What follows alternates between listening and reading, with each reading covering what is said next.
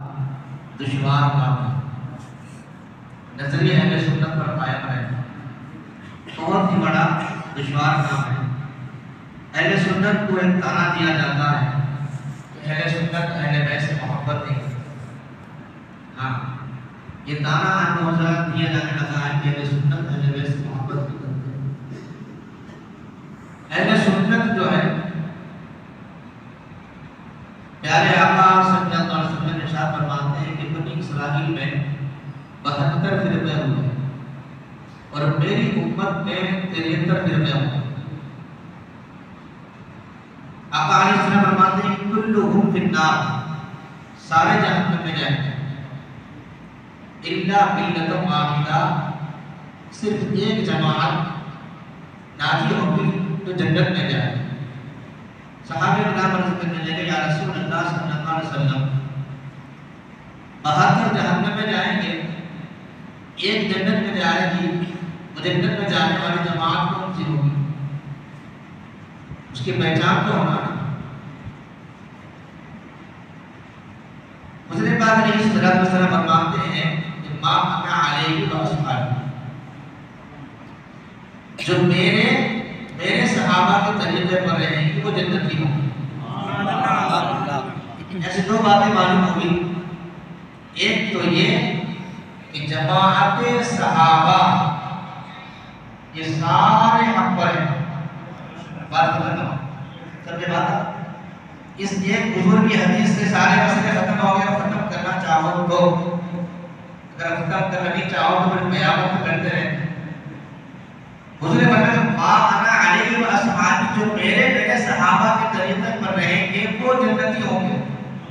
تو یہاں سرکار نے صحابہ کے لیے مطلق لفظ فرمایا کہ میرے صحابہ، اب وہ جتنے ہوں گے جو ہوں گے سارے حق میں رہیں گے، اور جو ان کے طریقے میں رہے گا وہ جنت ہے۔ یہاں سے اپنے کو صحابہ کرام کے حوالے سے یہ عقیدہ، یہ نظریہ اہل سنت مل گیا کہ تمام صحابہ حق میں ہیں۔ یہ نظریہ اہل سنت کا ہے جو حضور نے ہمیں 1400 سال میں عطا فرمایا۔ جب ایک ہی جماعت جنت میں جائے گی جو حضور کے صحابہ کے عقیدے پر رہے گی۔ حضرت مولا کائنات علی المرتضی رضی اللہ تعالیٰ عنہ کا دور خلافت ہے اور نئے فتنے جو ہے جنم لینے لگے۔ ایک فتنہ تھا قدریہ ایک فتنہ تھا، اور ایک فتنہ تھا جبریہ، ایک اور فتنہ تھا مردیہ۔ یہ 3 فرقے حضرت مولا کائنات کے زمانے میں پیدا ہوئے۔ اچھا، یہ جو فرقے تھے نا، یہ بھی وہی قرآن پڑھتے تھے جو قرآن صحابہ پڑھتے تھے، یہ بھی وہی نمازیں پڑھتے تھے جو صحابہ پڑھتے تھے۔ اب اصحاب رسول کو تھوڑا تعجب ہوا کہ یہ بھی نماز ہماری طرح پڑھتے ہیں، یہ بھی قرآن ہماری طرح پڑھتے ہیں۔ تو ایک دن آئے حضرت مولا کائنات کی خدمت میں عرض کرنے لگے کہ اے مولا کائنات، یہ جو فرقہ جبریہ ہے، یہ مردیہ ہے، قدریہ ہے، کیا یہ لوگ حق پر ہیں؟ تو حضرت مولا کائنات نے فرمایا کہ وہ حق پر نہیں ہے، وہ حق پر نہیں ہے۔ تو یا امیر المؤمنین، حق پر کون ہے؟ وہ فرماتے ہیں کہ نحن اہل سنت والجماعہ، سبحان اللہ، ہم اہل سنت و جماعت حق پر ہیں، سبحان اللہ۔ سب سے پہلا اہل سنت و جماعت کا ٹائٹل دینے والی ذات کا نام مولا کائنات، سبحان اللہ۔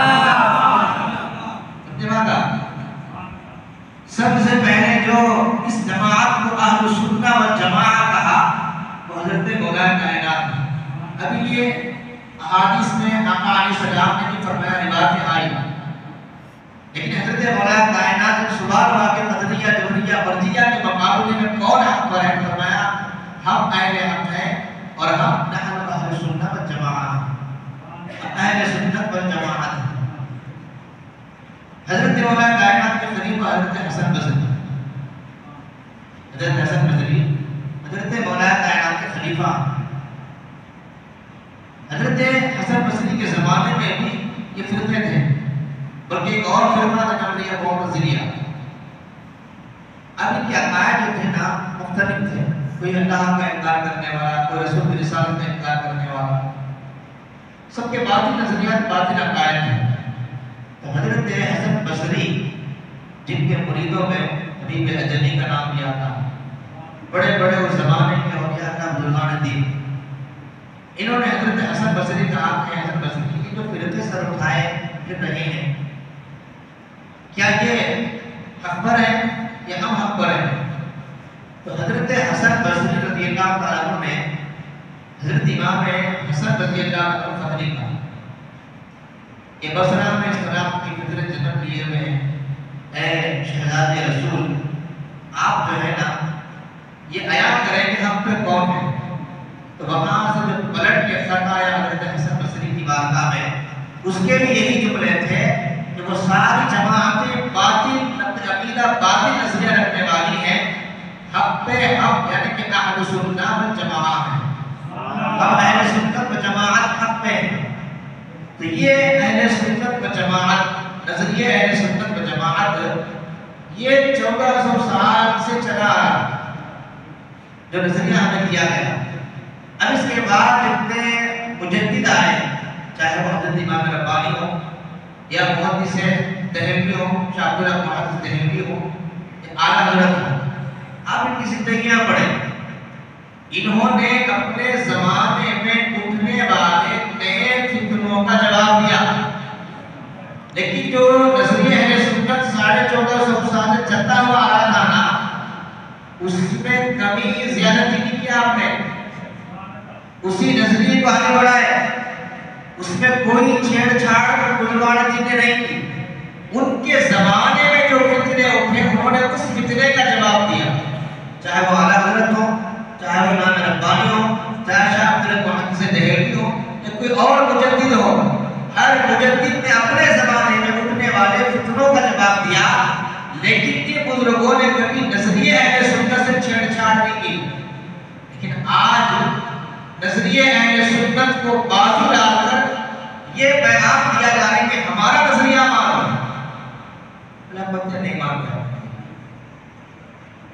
آپ کا نظریہ ہم نہیں مانتے. آج یہ مزاج ہو گیا، اگر کوئی بات اپنی طبیعت کے اندر خلاف ہے، اپنے نظریے کے اندر خلاف ہے، اب وہ بات باطل نہیں مانتے اس کو. ارے بھائی نظریہ اہل سنت ہے، ہمارے نظریے کے خلاف ہے، ہمارے طبیعت کے خلاف ہے، تو ہم بولتے جو نظریہ اہل سنت کو نہیں مانتا اس کو نہیں مانتے.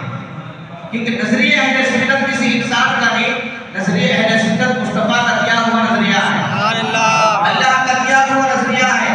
اب آپ فیصلہ کریں کہ آپ کو کس نظریے پہ رہنا ہے، اہل سنت کے نظریے پہ رہنا ہے، لیکن جو ہے طبیعت کے جو لوگ ماننے والے ہیں کے نظریے پر رہنا ہے. تو ہر سنی بولے گا کہ ہمیں نظریہ اہل سنت پر رہنا ہے. اور یہ تانا آج دیا جا رہا کہ اہل سنت جو ہے یہ اہل بیت سے محبت نہیں کرتے، یہ اہل بیت سے محبت نہیں کرتے. ایک بات لکھ لیں آپ، سنی ہو اہل بیت سے محبت نہ ہو یہ ہو ہی نہیں سکتا.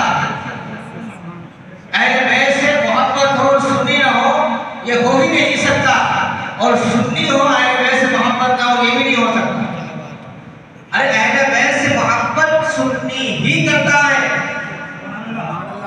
یہ ذہن رکھ لیا، اہل بیت سے محبت سنی ہی کرتا ہے اور کوئی نہیں کرتا. یہ سارے دکان چلاتے ہیں اسلام سے، یہ اپنے پیٹ پالتے ہیں اسلام سے، یہ محبت نہیں کرتے. یہ اور بار یہ تانا سنیوں کو دیا جا رہا ہے اہل سنت اہل بیت سے محبت نہیں کرتے. اچھا اس لیے کیوں تانا دیا جاتا؟ بلکہ یہ صحابہ کی شان بیان کرنا، صحابہ کی شان بیان کرنا، ان کے پاس خالدیت، ان کے پاس ناصبیت، صحابہ کی عظمت کو بیان کرنا. اعلیٰ حضرت فرماتے ہیں یہ اہل سنت کو ناصبی کا تانا دیا جائے گا. ہاں جب اہل سنت کو ناصبی کا تانا دیا جائے گا تو سمجھو کہ تم ہی اہل سنت ہو، تم ہی حق پر ہو. تانا دیا جا رہا ہے. ایک بات ذہن میں رکھ لیں، صحابہ تعریف بیان کرنا ناسبیت نہیں. اچھا اپنے لیے کیا کہتے ہیں؟ کہتے ہیں کہ ہم محب اہل بیت ہیں. اگر ہمیں آپ اہل بیت کی محبت میں رافضی کہو تو قبول ہے. بے وقوف رافضی اہل بیت کی محبت میں نہیں بولتے. یہ آپ اچھا ذہن میں ڈالیں. رافضی شیعہ اہل بیت کی محبت کرنے والے کو رافضی شیعہ نہیں بولتے. اہل بیت سے محبت کرنے والے کو سنی کہتے ہیں. اور رافضی کہتے ہیں صحابہ کو گالی دینے والے کو. شیعہ کہتے ہیں صحابہ کو گالی دینے والے کو. یہ ہے مسئلہ. اہل بیت سے محبت کرنے والے کو نہ رافضی کہتے نہ شیعہ کہتے. اہل بیت سے محبت کرنے والے کو سنی کہتے ہیں. اس لیے کہ سنی اہل بیت سے محبت کرتا ہے اور سنی اہل بیت سے جیسی محبت کرتا. حضرت امام شافعی رحمۃ اللہ علیہ یہ مجتہد مطلق ہے, مجتہد شرعی ہے. یعنی کہ ان کا اجتہاد مطلق. جو ہمارے پاس چار امام ہیں نا, حنفی شافعی مالکی حنبلی, حضرت امام شافعی درجے مجتہد میں بڑا مقام رکھنے والے ہیں. حضرت امام شافعی سنی ہیں, اپنا عقیدہ پیش کرتے ہیں. کیا عقیدہ پیش کرتے ہیں؟ فرماتے ہیں, سنیں آپ حضرت امام شافعی رحمۃ اللہ علیہ کا عقیدہ. فرماتے ہیں کہ اے نبی کے گھرانے والوں, اے نبی کے گھرانے والوں, تمہاری محبت امت محمدیہ پر اللہ نے اپنی پاکیزہ کتاب یعنی قرآن مجید میں فرض کے طور پر نازل کی گئی ہے. سبحان اللہ. امام شافعی بول رہے ہیں, سنیوں کے آنے گئی ہے کہ اہل بیت کی محبت قرآن مجید میں امت محمدیہ پر فرض کی طور پر, یعنی کہ اہل بیت اطہار کی محبت امت محمدیہ پر فرض کی گئی ہے. فرض یعنی کہ محبت اہل بیت کے بغیر کسی کا ایمان کامل ہوتا ہی نہیں. یہ نظریہ اہل سنت ہے, یہ نظریہ اہل سنت ہے. تو کسی کا ایمان اہل بیت کی محبت کے بغیر کامل ہوتا ہی نہیں. اور پھر حضرت ابو مسعود انصاری رضی اللہ عنہ حضور کے صحابی ہیں, یہ فرماتے ہیں دیکھیں کہ جو بندہ نماز میں, حضور فرماتے ہیں کہ جو بندہ نماز میں مجھ پر درود نہ پڑھے, نہ صرف مجھ پر بلکہ میرے ساتھ میرے اہل بیت پر بھی درود نہ پڑھے, اس کی نماز شرط قبولیت کو نہیں پہنچے گی. یعنی کہ نماز میں اگر کوئی حضور پر درود نہ پڑھے, فرماتے صرف مجھ پر نہیں, اگر میرے اہل بیت پر بھی درود نہ پڑھے تو اس کی نہ نماز قبول ہے نہ اس کی دعا قبول ہے. بات ہے کہ نماز پڑھتے ہیں تحیات للہ, اس سے پہلے درود ابراہیم پڑھتے ہیں نا. کون سا درود پڑھتے ہیں؟ درود ابراہیم پڑھتے ہیں جس میں حضور پر بھی درود ہے, حضور کی آل پر بھی درود ہے, وعلی آلہ واصحابہ. اور حضور فرماتے ہیں اگر صحابہ نے پوچھا رسول اللہ کون سا درود پڑھیں تو حضور نے کہا کہ درود ابراہیم پڑھو. اللہم صلی علی محمد وعلی آل محمد کما صلیت علی ابراہیم. سکر فرماتے ہیں کہ تم درود کو آدھا مت پڑھو.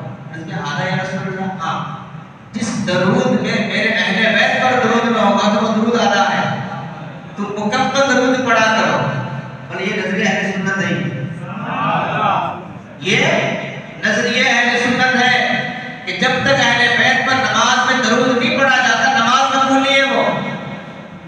اور پھر ایک دن حضرت عبداللہ بن عباس رضی اللہ تعالیٰ, ایک اور عبداللہ بن عباس, یہ حضور پاک علیہ السلام کے چاچا کے لڑکے حضرت عباس, جیسے حضرت مولا کائنات علی بن مرتضیٰ رضی اللہ تعالیٰ عنہ جو حضرت ابو طالب کے بیٹے حضور کے چچیرے بھائی ہیں, ایسے ہی حضرت عبداللہ بن عباس بھی حضور کے چچیرے بھائی ہیں. چچیرے بھائی, ان کی شان دیکھیں آپ. ان کے اور بھائی تھے, قسم بن عباس, فضل بن عباس, یہ حضور کے چچیرے بھائی ہیں. اور حضرت عباس اہل بیت میں, سرکار نے حضرت عباس حضور کے چچا ہیں, ان کے لیے سرکار نے فرمایا کہ یہ میرے اہل بیت ہیں. حضرت عباس کی اولادیں بھی یہ اہل بیت میں آتی ہیں. اور پھر حضرت عباس حضور کے چچا ہیں. سرکار فرماتے کہ یہ میرے چچا. یہ سرکار نے فرمایا حسن و حسین، لیکن حسین تو مٹی وانا میں حسین کی سے نہ ہے، حسین خود سے میں حسین سے ہوں. سرکار نے یہی الفاظ اپنے چچا کے لیے فرمائے عباس مٹی وانا من عباس، میں عباس سے ہوں، عباس مجھ سے ہے. کتاب ترمذی شریف کی حدیث 770 کی. ہاں سرکار نے وہ جملہ حضرت حسین کے لیے فرمایا، اپنے چچا حضرت عباس کے لیے فرمایا. اور پھر یہ چچا اہل بیت میں ہے نا، تو حضور کے صحابہ اس سے بڑی محبت فرماتے ہیں. کتنی محبت فرماتے ہیں آپ اس سے اندازہ لگائیں. حضرت فاروق اعظم کے زمانے میں قحط آ گیا، بارش نہیں ہو رہی، تو اصحاب رسول کیا کرتے ہیں معلوم؟ حضرت عباس رضی اللہ تعالیٰ عنہ کو لا کر اپنے سامنے کھڑا کرتے، اللہ کی بارگاہ میں دعا کرتے، مولا یہ تیرے پیارے نبی کے چچا ہیں، ان کے وسیلے سے دعا کرتے ہمارا بارش برسا. سبحان اللہ. ان کے وسیلے سے بارش ہوتی. ارے صحابہ تو اہل بیت اطہار کے لیے دعاؤں میں وسیلہ مانگتے تھے. اور آج ایک عجیب طبقہ پیدا ہو گیا جو صحابہ کو اہل بیت سے لڑا. ارے تم کیا جانو صحابہ اہل بیت سے کیسی محبت کرتے تھے؟ تیرے جیسا نکما لفنگا بے نمازی تو اپنے آپ کو اہل بیت کا محب کہتا ہے، اور وہ صحابہ جو جنتی ہیں وہ اہل بیت سے محبت نہیں کرتے. اور کریں آپ تو اصحاب رسول حضرت عباس کو دعاؤں میں وسیلہ بناتے ہیں، کیونکہ سرکار نے فرمایا کہ یہ میرے چچا میرے باپ کے مقابل ہے. ہاں چچا کا مرتبہ باپ کے مقابل ہے. العم والد خالد والدہ فرمایا سرکار چچا کا مرتبہ باپ کے برابر ہے اور خالہ کا مرتبہ ماں کے برابر ہے. فرماتے ہیں کہ یہ میرے چچا عباس میرے باپ ہیں، میرے والد ہیں. یہ مقام آقا علیہ السلام نے حضرت عباس کو دی کہ بیٹے حضرت عبداللہ بن عباس. یہ ایک واحد صحابی ہیں، واحد صحابی جنہوں نے حضرت جبرائیل علیہ السلام کو 2 مرتبہ ان کی اصلی صورت میں دیکھا. حضرت عبداللہ بن عباس 2 مرتبہ حضرت جبرائیل کو ان کی اصلی صورت میں دیکھا. اور اس وقت عمر کیا تھی ان کی؟ فرماتے کہ 13 سال عمر تھی. 13 سال عمر ہے. حضرت جبرائیل کو 2 مرتبہ اصلی شکل میں دیکھا. لیکن حضور کی بات میں یا رسول اللہ اپنے چچا کے بیٹے ہیں نا، میں نے ان کو دیکھا جو آپ کی بارگاہ میں آئے ہیں. ان کو دیکھا اپنے آپ میں سے دیکھا. آقا فرماتے ہیں کہ کچھ دن کے بعد تمہاری بینائی چلے گئے. آپ کی بینائی چلی گئی کچھ دن کے بعد. جو جبرائیل کو دیکھا اس کی بینائی گئی، جو خدا کو دیکھا اور کریں جو جبرائیل کو دیکھا بینائی چلی گئی.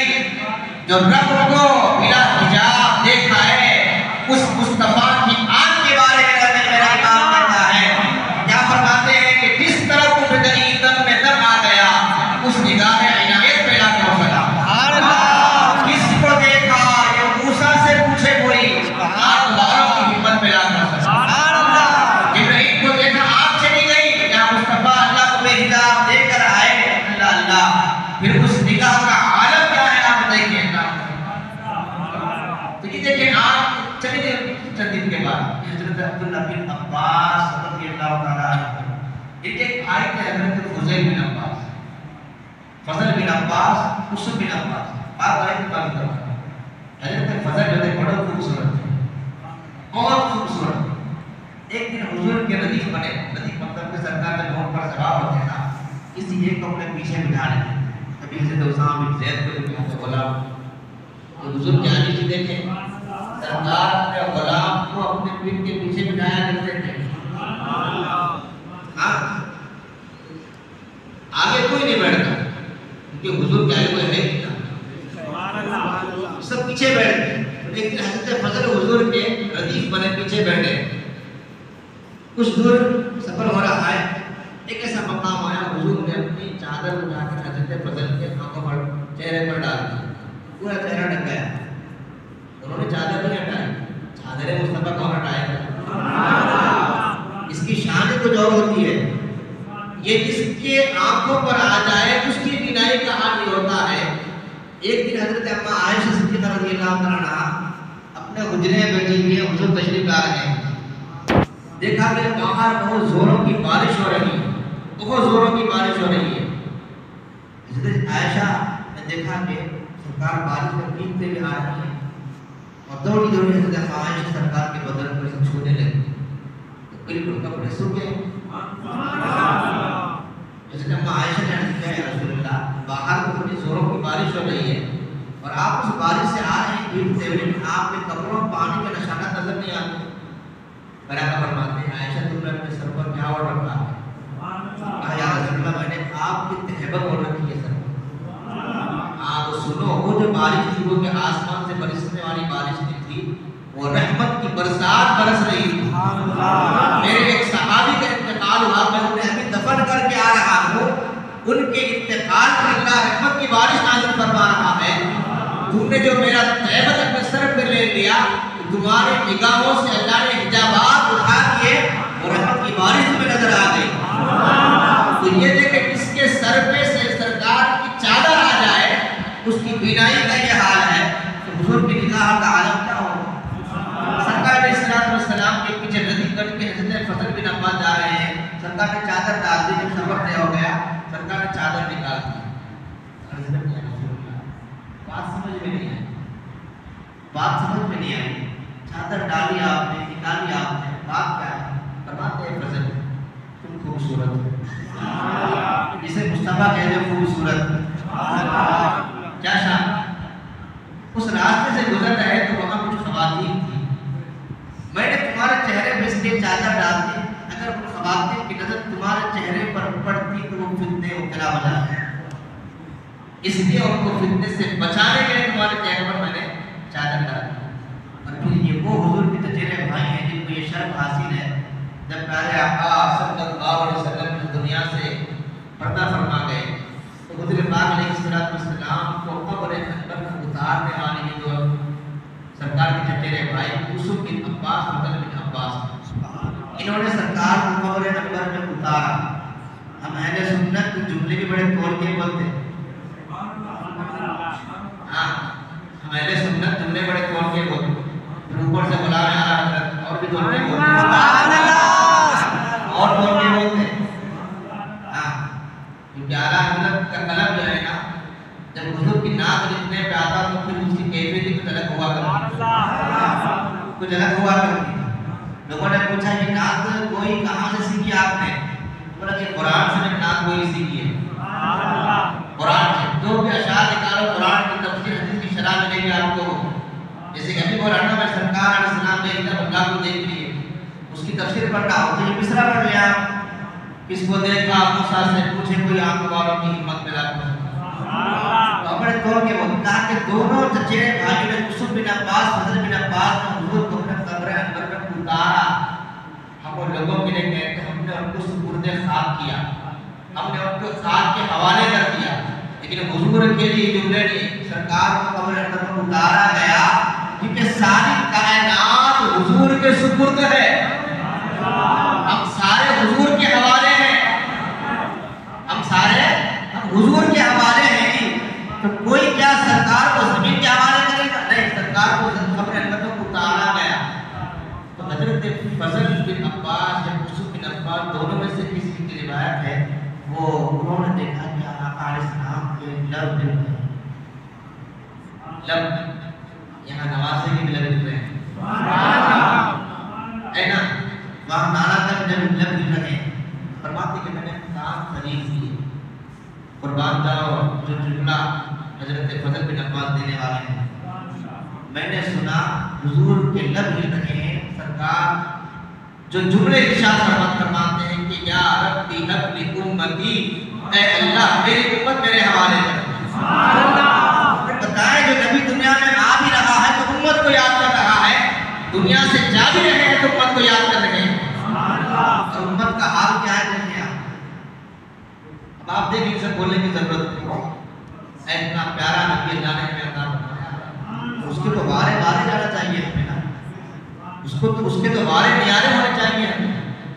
تو حضرت عبداللہ بن عباس رضی اللہ تعالیٰ عنہ فرماتے ہیں اگر کوئی بندہ اللہ کی محبت میں ڈوب جائے اب نظریہ اہل سنت اہل بیت کی محبت اہل سنت کیا سکھاتے ہیں آپ فرماتے ہیں کہ اگر کوئی بندہ اللہ کی محبت میں ڈوب جائے اس محبت کے زیر اثر اس محبت کی وجہ سے کائنات کی ہر بلندی یعنی کہ وہ اتنا اس کے زیر اثر ہو گیا کہ اس کو کائنات کی ہر نعمت مل گئی اور کائنات کی ہر نعمت اس کے سامنے ہیچ کرنے لگی دنیا مل گئی سب کچھ مل گیا اللہ کی عبادت میں غرق ہو گیا اور یہاں تک فرماتے کہ وہ خانہ کعبہ میں آباد ہو گیا خانہ کعبہ میں آباد ہو گیا پھر فرماتے مقام ابراہیم اور جتنے کعبۃ اللہ کے رکن ہیں رکن یمنی شامی عراقی حجر اسود ان تمام رکنوں کے درمیان کہیں بھی کھڑے ہو کر عبادت کرتا رہا روزے رہا اسی حالت میں مر گیا کہاں ہے کعبۃ اللہ مقام ابراہیم رکن یمنی رکن شامی رکن عراقی کے درمیان ہے خالی بیٹھا ہوا نہیں ہے عبادت کر رہا ہے حالت روزے میں ہے اتنے مقدس مقام پر مر گیا اگر اس کے دل میں اہل بیت کی ذرا سی محبت اگر نہ ہوگی اس کا ٹھکانہ جہنم ہے باپ دیکھیں خانہ کعبہ میں ہے مقام ابراہیم پر ہے رکن یمنی رکن شامی کے درمیان ہے عبادت میں لگا ہوا ہے روزے کی حالت میں ہے فرماتے ہیں کہ اگر اس حالت میں مرا کہ اہل بیت کی محبت دل میں نہیں ہے وہ گیا جہنم یہ ہے اہل بیت سے محبت جو اہل سنت کا نظریہ ہے اور ہم پر یہ فرق آ کے اہل سنت اہل بیت سے محبت نہیں کرتے یاد رکھ لو ہم اہل بیت سے محبت نہیں کرتے دنیا میں کوئی اہل بیت سے محبت نہیں جو اہل بیت سے محبت کرتا اسی کو ہم سنی کہتے ہیں جن کو ہم رافضی کہتے شیعہ کہتے ہیں وہ یہ خوش فہم مت رہو جناب کہ تمہیں اہل بیت کی وجہ سے رافضی بول رہے ہیں نہیں تمہیں رافضی گستاخ صحابہ کی وجہ سے بول رہے ہیں تم صحابہ کو گالی دیتے اس لیے تم کو رافضی بولا جا رہا یہ خوش فہم مت رہو کہ ہم اہل بیت کے کوئی بیت میں رافضی بول نہیں تمہیں رافضی اس لیے نہیں بولتے تم اہل بیت سے محبت کرنے والے تمہیں رافضی اس لیے بولتے ہیں کہ تم صحابہ کے بے ادب ہو صحابہ کے گستاخ ہو اور اہل بیت کا محبت کرنے والا وہ سنی ہوا کرتا ہے اور سنی ہی اہل بیت سے محبت کرتا ہے اور پھر اہل بیت ان کی شان کو قرآن نے کیسے بیان کیا دیکھیں کس طریقے سے بیان کروایا کہا ان کی محبت ہم پر فرض کر دی گئی فرض ہے حضرت عباس رضی اللہ عنہ ایک دن جو ہے حضور کی بارگاہ میں ہے انہیں غصے میں آ کر کے رسول اللہ یہ قریش بڑے عجیب ہیں آپس میں جب آپ ایک دوسرے سے ملتے ہیں تو بڑی خندہ پیشانی سے ملتے ہیں بغل گر ہو کر ملتے ہیں بڑے خوش نظر آتے ہیں ہم بنو ہاشم میں چلے جاتے ہیں تو ان کی صورت بگڑ جاتی ہے ہم سے پہلے آپس میں ملتے تو بڑے خندہ پیشانی سے چہرے کھلے کھلے رہتے جیسے ہم بنو ہاشم چلے جاتے ہیں ان کے چہرے بگڑ جاتے ہیں سرکار جلال میں فرمایا سن لو اس کے دل میں ایمان داخل ہی نہیں ہو سکتا جس کے دل میں میرے اہل بیت کی محبت نہ ہو ایمان ہونا تو دور کی بات ایمان داخل ہی نہیں ہوتا وہاں جہاں اہل بیت کی محبت نہیں ہوا کرتی ہے تو ایمان کی شرط ہے اہل بیت کی محبت شرط ایمان ہے آپ پہ نماز کب فرض ہوگی جب آپ طہارت سے ہونا عبادت کے لیے طہارت شرط عبادت کے لیے ایمان شرط ایمان کے لیے اہل بیت کی محبت شرط ایمان کے لیے اہل بیت اتحاد کی محبت شرط لازم کر دی گئی مومن وہی ہوگا جس کے دل میں اہل بیت کی محبت اور پھر اہل بیت کی محبت ہمیں سکھائی کس نے یہ بتائیں کہ خواب پڑھا تھا اہل بیت سے محبت کرو کہ الہام ہوا تھا کہ کیا ہوا تھا پہلے بیت کی محبت ہم تک آئی کیسا نہیں 1450 سال گزر گئے یہ محبت ہم تک پہنچی کیسا یاد رکھیں اہل بیت کی محبت کے لیے جو نفوس قدسیہ جو ہمارے لیے آئیڈیل ہے وہ صحابہ کرام ہاں کیونکہ صحابہ کرام نے اہل بیت سے حضور کو محبت کرتے ہوئے براہ راست دیکھا ہے ایسا، ہم نے سنا ہے، ہم نے ڈائریکٹ نہیں سنا، بہت واسطے ہیں سننے میں ہم، لیکن وہاں صحابہ کرام حضور کو ڈائریکٹ دیکھ رہے ہیں کہ وہ اہل بیت سے کیسی محبت فرماتے ہیں، اور بالخصوص دونوں شہزادوں سے کیسی محبت فرماتے تھے۔ اتنی محبت سرکار اپنے شہزادوں سے فرماتے کہ سرکار سجدے میں ہوتے تو امام حسن مجتبیٰ سرکار کی پشت پر سوار ہو جاتے۔ حضرت عبداللہ بن عمر فرماتے ہیں، عبداللہ بن زبیر فرماتے ہیں کہ ہم نے تو 3 مرتبہ ایسا دیکھا کہ سرکار نے سجدے کو طویل کر دیا، سرکار نے سجدے کو طویل فرما دیا حضرت امام حسن مجتبیٰ کے لیے۔ اور حضرت امام حسن مجتبیٰ کون ہے؟ میں نے کل بھی یہ بات کہی کہ امام حسین کے پیر و مرشد ہیں، امام حسین کے امام ہیں۔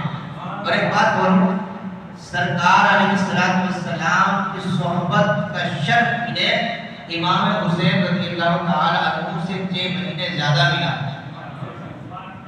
یہ حضور کی صحبت میں 6 مہینے زیادہ ہے امام حسین سے، 6 مہینے یہ بہت نہیں ہے۔ حضور کی صحبت میں ایک لمحہ کوئی بیٹھ گیا صحابی بن گیا، ایک لمحہ حالت ایمان میں بیٹھا، ایک لمحہ اسی ایمان پر خاتمہ ہوا، کیا بنے؟ صحابی۔ کیا بنے جی؟ صحابی۔ ہمارے علماء کو فرمان جاؤ زبردست جو ہے ہمیں وضاحتیں کر کے دیتے ہیں۔ ایک اہل سنت کی نامور عالم ہے، فرماتے ہیں کہ صحابی حضور کی نظر سے بنا، ایک لمحہ سرکار کی صحبت میں رہے صحابی بن گئے، حالت ایمان میں تھے، حالت ایمان میں دنیا سے گئے، کیا بنے وہ؟ صحابی بنے۔ فرماتے کیا وہ نماز پڑھے تھے، روزہ رکھے، حج کرے، زکات دی، کوئی عمل نہیں، ایک لمحے کے لیے بیٹھے دنیا سے انتقال کر گئے، درجہ کیا ہے؟ صحابی۔ درجہ کیا ہے؟ صحابی۔ کیا درجہ ہے معلوم؟ ان کے درجے کو اور سے آدمی نہیں پہنچ سکتا، ان کے درجے کو غریب نواز نہیں پہنچ سکتا، ان کے درجے کو سارے اولیاء کو جمع کر کے جائے تب بھی سارے اولیاء مل کے ان کے درجے کو نہیں پہنچ سکتے۔ فرماتے ہیں کہ جب کسی کو صحابی ان کے عمل نے نہیں بنایا، ان کا عمل دیکھتے گئے، وہ حضور کی نظر میں صحابی بنایا، انہیں عمل نے صحابی نہیں بنایا۔ جب عمل نے صحابی بنایا نہیں تو عمل دیکھتا کیوں ہوتا؟ اچھا تو ہوتا کون عمل دیکھنے والا؟ کبھی ابا کا عمل دیکھا؟ دیکھے ابا کا عمل؟ بولے آپ کے بعد رات میں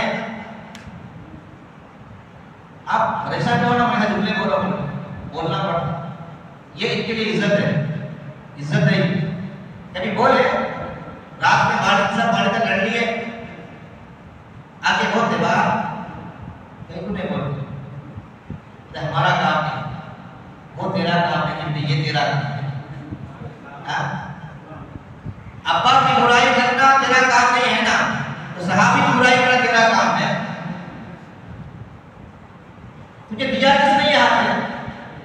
کبھی اس میں سلام میں اپنے خبا سے ظاہر کر رہا، ارے یار کبھی اسٹیٹس آدمی کا اسٹیٹس دکھاتا، یہ بڑا پر نہیں ہے، میں سب نوجوانوں کو بول رہا ہوں، یہ گانے لگانا اسٹیٹس میں، ناچنے کی ویڈیو لگانا، یہ تمہارا اسٹیٹس دکھاتا تو تم کس حیثیت کے آدمی ہو؟ اگر شوق ہی ہے اسٹیٹس کا تو ایسا اسٹیٹس لگاؤ جس سے ہمارا اسٹیٹس بلند ہو جائے۔ ایسا نہیں کو لگاتے کہ دنیا دیکھ کر تو بول، تو بولے کہ جب ابا کا عمل صبح آتے دوستوں کو بیان نہیں کرتے، صحابی کا عمل بیان کرتا، آئینہ دیکھنے ایک بار بولنے سے کوئی صحابی عمل سے حضور کی نظر سے بنتا۔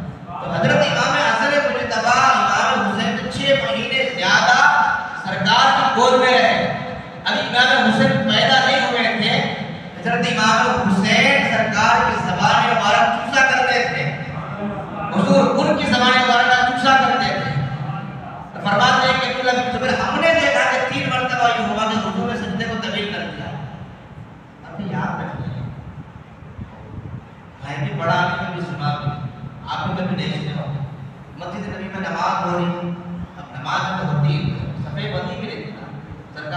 ظاہر ہے، پیچھے ابو بکر بھی ہے، عمر بھی ہے، عثمان بھی ہے، علی بھی ہے، لیکن کبھی حسن مجتبیٰ آ کے مولا علی کی پشت پہ سوار نہیں ہوتے، وہ ہوتے تو آگے حضور کی پشت پہ سوار ہوتے.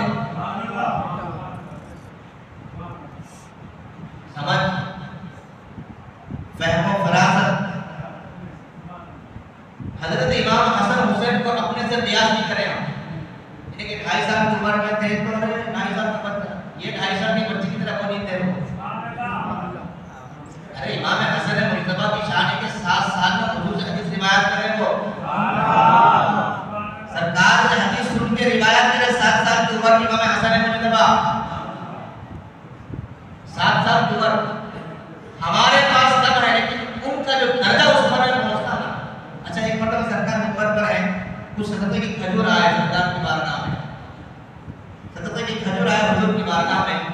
تو پیارے آقا صلی اللہ علیہ وسلم حضرت امام حسن مجتبیٰ رضی اللہ تعالیٰ عنہ جو ہے نا، یہ دوڑے دوڑے جو ہے حضور کی بارگاہ میں آئے اور ان کھجوروں کو آپ نے اٹھایا، اٹھا کر جو ہے تناول کرنے لگے. سرکار نے دیکھا فرمایا اخیر تھوک دو تھوک دو. ادھر کے ممبر سرکار آئے، فرمایا کہ اما شعرتا، کیا تمہیں معلوم نہیں ہے کہ ہمارے لیے جائز نہیں ہے؟ عمر کیا ہے؟ 2.5 سال. 2.5 سال کی عمر میں سرکار کیا پوچھ رہے؟ کیا تمہیں معلوم نہیں ہے؟ مطلب کہ مسئلہ معلوم ہے انہیں. 2.5 سال کی عمر میں نبی کے شہزادوں کو اتنا نالج ہے، اتنی علمی صلاحیت ہے کہ سرکار فرماتے ہیں کہ کیا تمہیں معلوم نہیں ہے کہ صدقے ہم آل محمد کے لیے جائز نہیں ہے؟ امام حسن مجتبیٰ رضی اللہ عنہ کو امام حسین کے 6 مہینے کا وقت حضور کی صحبت میں زیادہ ملا، اور آتے ہوئے سرکار کی پشت پر سوار ہوتے سرکار کے اپنے سجدے کو طویل فرماتے. ایک مرتبہ صحابہ حیران ہوئے کہ مہینہ آتے ہوئے کیا ہے، سرکار نے سجدہ طویل کر دیا. نماز کے بعد صحابہ نے کہا رسول اللہ سجدہ طویل ہوا، فرمایا کہ پشت پر حسن سوار ہو گئے. جو شہزادوں کے لیے حضور سجدہ طویل کر دیتا اللہ ان سے کیا محبت ہو، کیا پتہ چلا. سرکار اپنی محبت فرماتے ہیں کہ سرکار اپنے صحابہ کو مدینے کی گلیوں سے گزر رہے ہیں. گزرتے گزرتے کچھ بچے وہاں کھیل رہے ہیں، بچے بہت کھیلتے ہیں. سرکار نے ایک بچے کو گود لیا، سرکار نے پیار فرمایا، بہت پیار فرمایا. صحابہ نے یا رسول اللہ بات سمجھ لیا ہے، بچے تو اور بھی کھیلا لیکن اسی بچے سے پیار فرمایا. آقا فرماتے ہیں میرے صحابہ میں نے اس بچے کو ایک مرتبہ میرے حسین کے ساتھ کھیلتا ہوا میں نے دیکھا.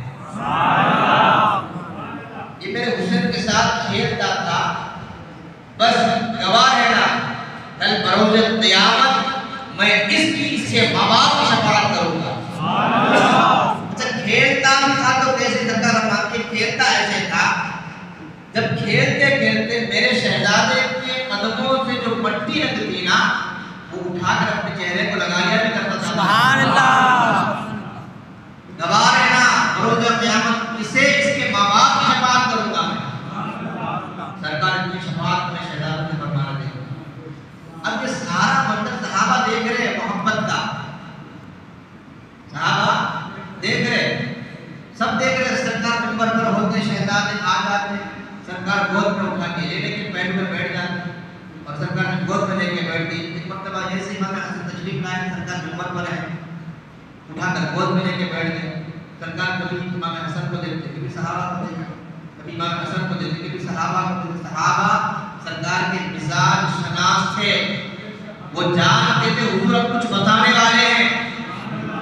اس تعجب سے دونوں طرف دونوں جانب دیکھنا، کچھ بتانے والے ہیں، کچھ موتیاں سرکار پھیرنے والے ہیں، کچھ فیض سرکار لٹانے والے ہیں.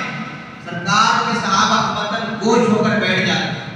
امتن گوش کا مطلب سر سے لے کے پاؤں تک سارا جسم کان بن جانا، اسے کہتے ہیں امتن گوش. امتن گوش ہو کر صحابہ بیٹھ جاتے. میرے آقا نے فرمایا اے میرے صحابہ یہ میرا حسن یہ سید ہے، سردار ہے. سرکار نے آگے وہ پیشن گوئی کی بڑی جماعت میں مسلمانوں کی صلاح کرنا وہ سمجھانا نہیں چاہتا. آقا شہزادوں سے پیار فرماتے کہ ان کے لیے ممبر چھوڑ کے آ جاتے. اچھا آپ مسئلہ معلوم کر لیں, کوئی بھی خطیب ممبر پر اگر خطبے کے لیے کھڑا ہو گیا, اس کو دنیوی کام کے لیے ممبر چھوڑنے کی اجازت نہیں ہے. اس ممبر پر کوئی دنیا کی بات بھی نہیں کر سکتا, وہاں سے دین بولنا ہے. سرکار خطبہ ارشاد فرما رہے ہیں, شہزادے آ رہے ہیں لڑکھڑاتے ہوئے. حضور نے دیکھا, اچھا لڑکھڑاتے ہوئے آ رہے ہیں, یہ ایسی مسجدیں نہیں جدھر فین چلتا ادھر کولر چلتا ادھر اے سی چلتی, معاملہ نہیں تھا.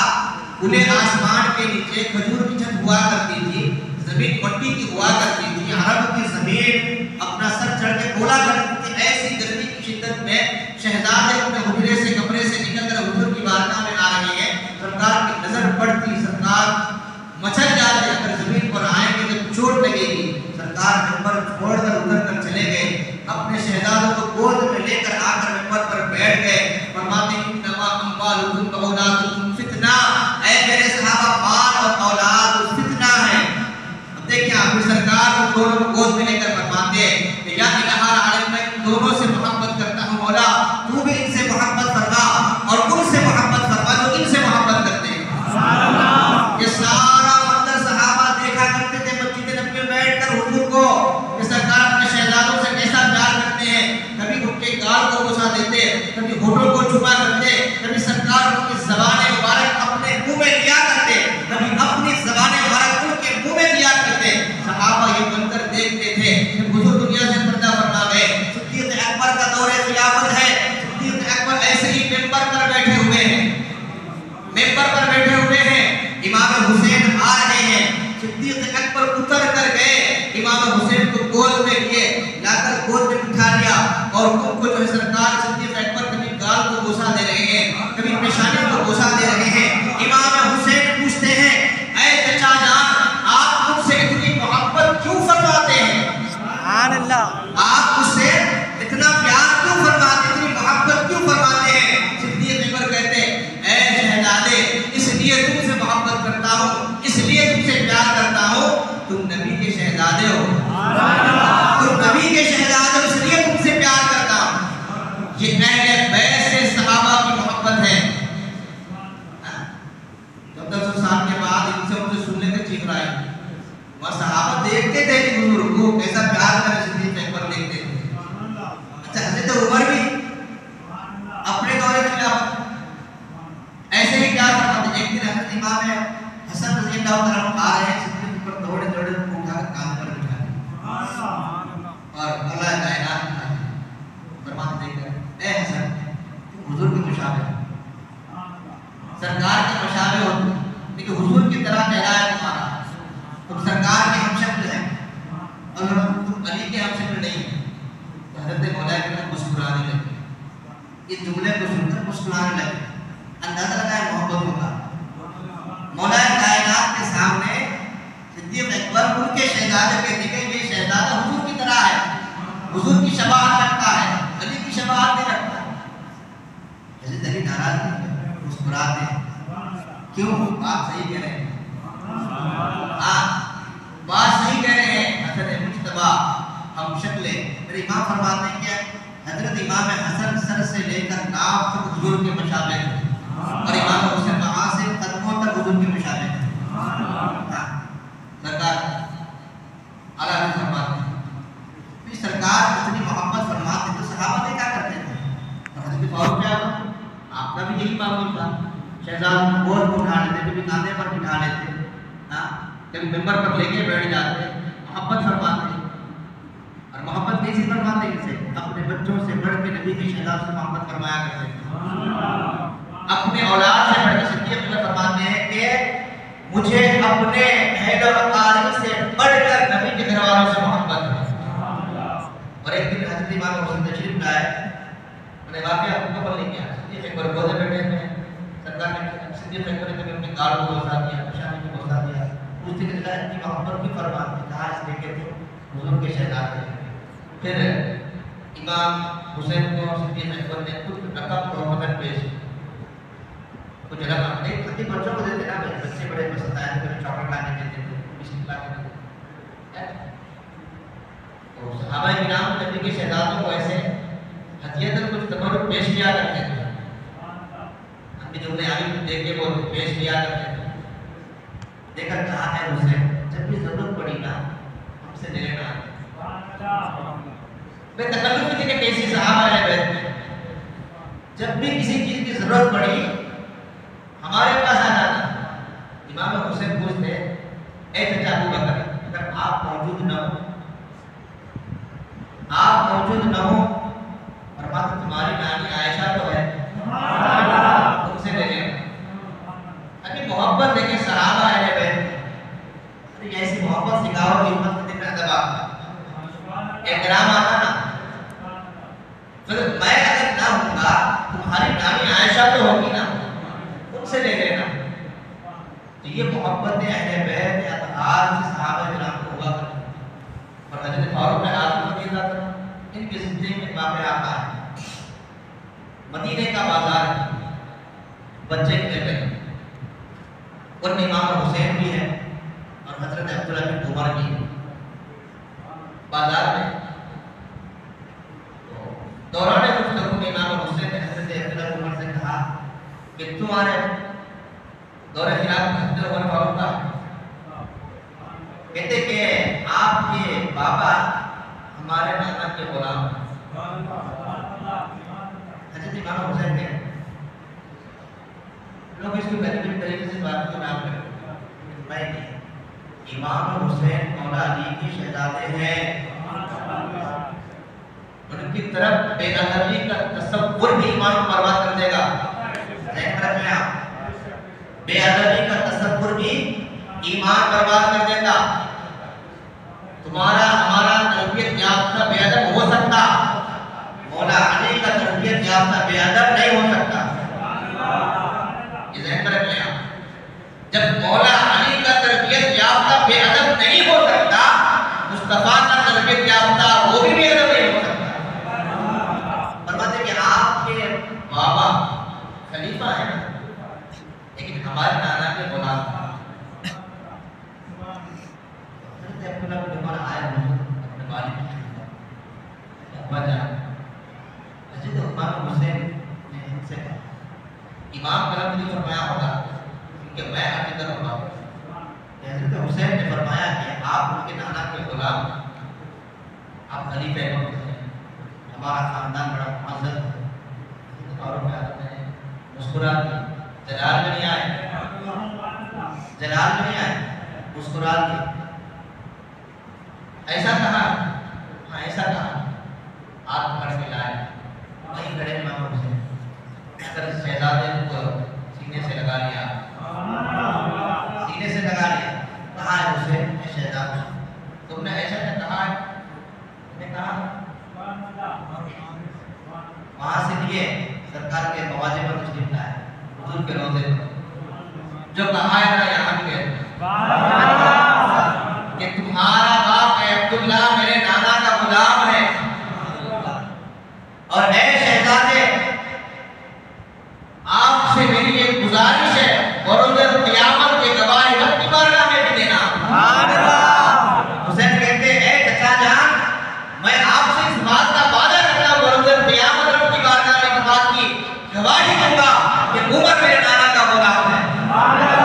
ارے وہ کیا صحابہ تھے کہ آپ جب انہیں کوئی مصطفیٰ کا غلام کہتا تو غلام کہنے والے کو گواہ بنا لیتے کہ اس سے بڑا فخر اور تاج کیا ہو سکتا ہے کہ ہمیں حضور کا غلام کہا جائے. یہ اہل بیت کے صحابہ کی محبت ہے. ایک مرتبہ جو ہے مال غنیمت آیا عمر فاروق کے پاس, بڑے بڑے پوشاک اس میں آئے, پوشاک بانٹے حسن حسین کے لیے, کوئی پوشاک نہیں. حضرت فاروق اعظم نے فوری یمن کو یہ خبر بھیجی, یمن کی چادر بڑی مشہور, یمن کی پوشاک بڑی مشہور, اور خود سرکار کی یمن کی چادر استعمال کیا گیا. تو یمن کو فوری سرکار عمر فاروق نے یہ پیغام بھیجا, جتنا جلدی ہو سکے اجلت کے ساتھ 2 لباس زمین کے شہزادوں کے لیے بھیجے جائیں یمن سے. وہ یمن سے پوشاک آئے, حضرت فاروق اعظم نے دونوں شہزادوں کی خدمت میں وہ پوشاک پیش کی اور آپ کا شکر ادا کیا. یہ صحابہ کرام شہزادوں سے محبت کرتے ہیں۔ پھر ایک واقعہ دوبارہ سنے ہوں گے درہم و دینار کا، مال جب ایران فتح ہوا بہت سارا مال غنیمت آیا، مسجد نبی میں اعلان ہو گیا کہ چلو مال غنیمت آیا لینے جانا، سارے آدمی جو ہے لائن لگا کر کھڑے ہو گئے۔ یہ زمانے فاروق اعظم ہے، عدل انصاف سب سے برابر، جس لینڈ میں رعایا کھڑی ہوئی ہے اسی لینڈ میں خلیفہ وقت کا بیٹا عبداللہ بن عمر بھی کھڑا ہے۔ یہ ہے دلوں پر حکومت کرنے والے۔ یا تو عجیب معاملہ عبادت کے راستے ہے، میں اپنی بات نہیں کرتا، اپنا معاملہ کیا ہے؟ ایک ہی سب میں کھڑے ہیں، نا محمود آیا، نا بندہ رہا، نا بندہ رہا۔ یا وقت کے وزیر اعظم آیا تو ہمارے پیچھے کھڑے ہونا ہے اور آپ کے بازو کھڑے ہونا ہے نا؟ جو ہوں گے وہ باہر یہاں آئے تو سب اقتدار میں امام کے۔ دیکھیے مذہب اسلام کی بیوٹی خوبصورتی ہے۔ ایک ہی لینڈ میں جہاں رعایا حضرت عبداللہ بن عمر بھی کھڑے ہیں اور اسی لینڈ میں حسنین کریمین بھی کھڑے ہیں، مال غنیمت بڑھا۔ اب حضرت عبداللہ بن عمر کی باری آئے، اس سے پہلے حسنین کریمین کی باری تھی۔ 1,000 درہم آپ کو عطا پیش کر دیے حضرت فاروق اعظم۔ حضرت عبداللہ بن عمر آئے تو 500 ان کو درہم و دینار کیے۔ ابا جان سے پوچھتے، ابا جان زیادہ اگر نہ دینا تھا نہ دیتے برابر تو دیتے، ان شہزادوں کو 1000 دیا نا، مجھے بھی 1000 دے دیتے، بڑھ کر نہ دیتے۔ فاروق اعظم کا جواب کا سنیا، بیٹے عبداللہ پہلے ان کے باپ کی طرح بات کیا، ان کے باپ علی، ان کی ماں فاطمہ، ان کے نانا مصطفیٰ، ان کے ماموں ابراہیم ہے، ان کی خالائیں زینب ام کلثوم و رقیہ ہے، ان کے چاچا جعفر بن طیار، جعفر بن ابی طالب ہے، جعفر طیار ہے، عقیل بن ابی طالب ان کے چاچا ہے، پورا شجر نسب گنا دیے۔ پہلے ان کی طرح ننان لے کے آؤ، ان کی طرح بابا لاؤ، ان کی طرح خالائیں لاؤ، ان کی طرح ماں لاؤ۔ حضرت عبداللہ عمر کے بیٹے تھے وہ۔ ابا جان آپ کی بات سچ ہے، قبول کرتا ہوں۔ لیکن محبت ہے حضرت عمر کی شہزادوں سے، وہ شاہ مقائی من سے جب مال غنیمت بڑھتا تو آپ کی خدمت میں جو ہے پیش کرتے۔ اچھا یہ عمل صرف حضرت فاروق اعظم کا نہیں تھا، شہزادوں کے زمانے میں جن کا بھی دور حکومت تھا سب نے شہزادوں کی خدمت میں وظائف پیش کرتے رہے۔ ہاں یہ تاریخ بولنے والے کبھی یہ کیوں بیان نہیں کرتے؟ حضرت سیدنا امیر معاویہ رضی اللہ تعالیٰ عنہ بھی اپنے خزانوں سے جو بیت المال مال غنیمت جو آیا کرتا تھا، ہر مہینہ حسنین کریمین کے لیے ہزاروں کی تعداد میں وظائف پیش کیا کرتے تھے۔ یہ بیان نہیں کرتے۔ یہ صحابہ کرام سے اتنی محبت ہے ان کو کہ ہر جگہ صحابہ کرام نے سے محبت فرمایا کرتے تھے، ان کا لحاظ کیا کرتے تھے، ان سے پیار محبت کیا کرتے تھے۔ تو حضرت عمر بن خطاب رضی اللہ تعالیٰ عنہ نے اس طریقے سے اپنی محبتوں کا اظہار کیا کہ ہر صحابی عثمان غنی ہو، دیگر اصحاب رسول ہو، سب ان کے سب سرکار کے شہزادوں سے محبت فرمایا کرتے۔ حضرت ابو ہریرہ کا بڑا زبردست واقعہ آپ نے سنا، وہ کیسے محبت کرتے تھے شہزادوں سے، ان کے قدموں کے لیے دھول صاف کیا کرتے تھے۔ ہاں فرماتے کہ مدینے میں آپ کا مقام جو میں جانتا ہوں، اگر اہل مدینہ جان جاتے نا تو آپ کو زمین پر چلنے نہ دیتے، آپ کو کہاں پر اٹھا کر لے کر اس شہزاد مدینے میں رہتے تو ایسے رہتے کوئی جانتا پہچانتا بھی نہیں۔ اور یہ وہ گھرانہ ہے، ان کو اپنی محبت کسی سے کروانے کی ضرورت نہیں۔ اہل بیت اطہار کو کسی سے کہنے کی ضرورت نہیں کہ تم ہم سے محبت کرو، ارے تمہاری محبت کا حکم اللہ قرآن میں دے رہا ہے کہ میرے نبی کی آل سے محبت کرو، اللہ حکم دے رہا۔ اب اندازہ لگائیں جب رب حکم دے رہا کہ میرے نبی کی آل سے محبت کرو، ان کا مقام و مرتبہ کیا ہوگا، ان کی شان و عظمت کیا ہے۔ حضرت امام حسین رضی اللہ تعالیٰ میدان کربلا میں جب پہنچے، اپنی بات اسلام کی بات کرتا ہوں، تھوڑا واقعہ کربلا بھی یعنی کہ مختصر آپ کی خدمت بیان کروں. یہ کب پیش آیا، کیوں پیش آیا؟ آج ہمارے نوجوان نسل ان واقعات سے بھاگتی ہوئی نظر آ رہی ہے. وہ چیز تھا اہل بیت کا مجھے گزرا، اس کو پوچھو کربلا کا واقعہ ہے، پوچھے سے کتنی پیش آیا، بولتا کیا کرے. یہ جو ناچ تھے نا آپ 10 کے دن دیکھیں، اس کو پوچھو بلا یہ ناظرہ کو کس کے نام لے کے ناظرہ، یہ امام حسین جب شہید ہوئی ہے کون سی سن ہجری میں شہید ہے، پوچھو اس کو بولتا کیا دے. اس کو اتنا پوچھو کہ امام حسین کے بیٹے کتنے تھے کربلا، نہیں بتا سکتا. حضرت امام حسین رضی اللہ تعالیٰ کہ واقع کربلا پیش آنے کا سبب کیا ہے، یہ آپ اس میں تھوڑی بات کریں. لیکن حضور فرماتے ہیں حدیث پاک میں سن 60 ہجری تک میری امت کا معاملہ عدل و انصاف پر قائم رہے گا. یہ حضور کی حدیث ہے. کیا فرماتے ہیں حضور؟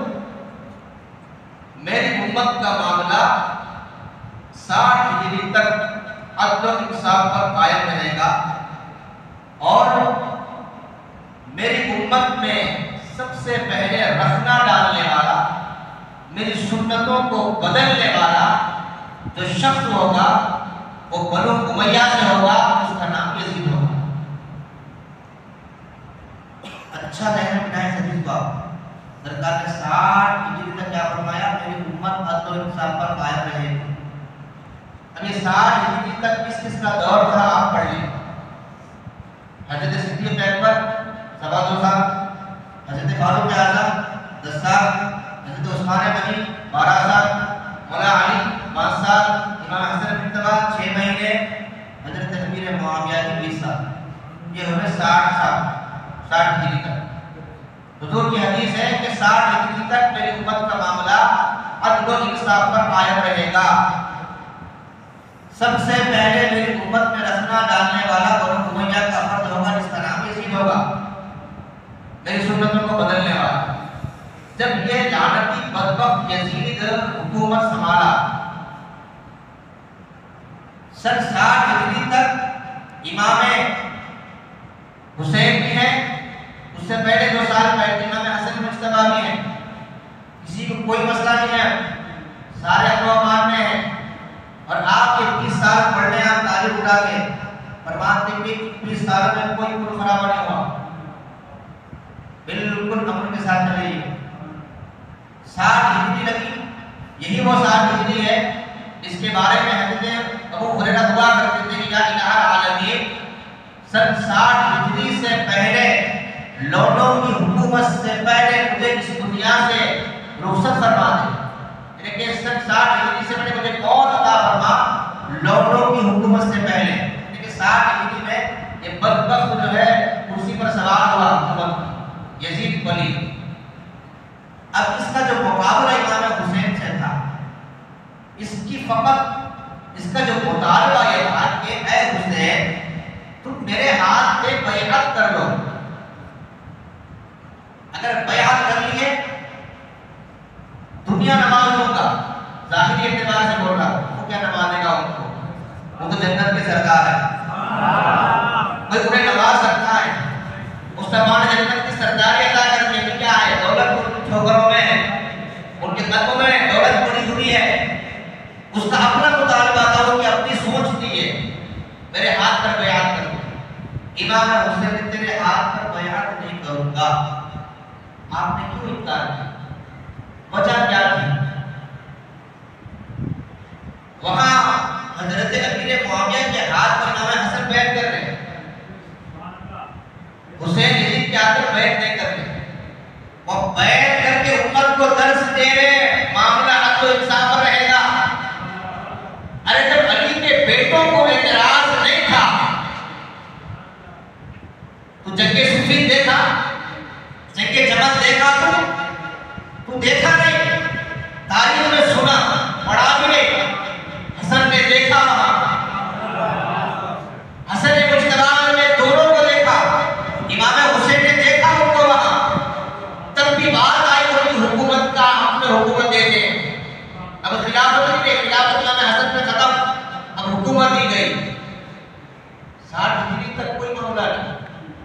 یزید تخت نشین ہوا مطالبہ کیا بیعت کا، کہا بیعت نہیں کرے.